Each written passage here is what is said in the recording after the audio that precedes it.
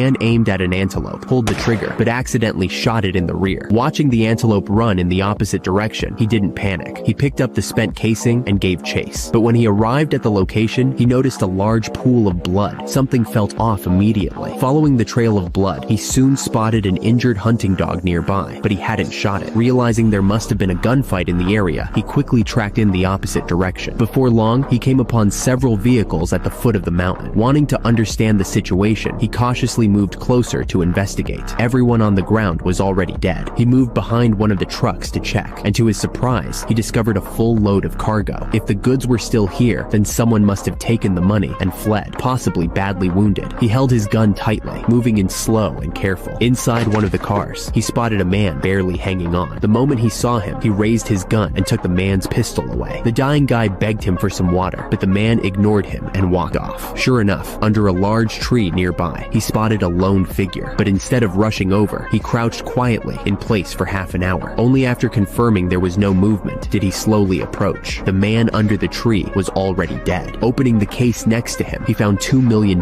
inside. He knew this money could bring serious trouble, but how could anyone walk away from cash in hand? He immediately picked up the case and left. That night, he couldn't sleep at all. To ease his conscience, he decided to bring the guy some water, but when he returned to the scene, the car window had been smashed and the man had already been shot dead. Clearly, someone had been there. He quickly hid behind a car, and within seconds, he saw a group of armed men coming down the hillside. They spotted him too and opened fire right away. The man sprinted through the darkness, but they caught up fast. A bullet slammed into his shoulder. He dove into the water, but the hunting dog jumped in right after him. He pulled out his pistol, calm as ever.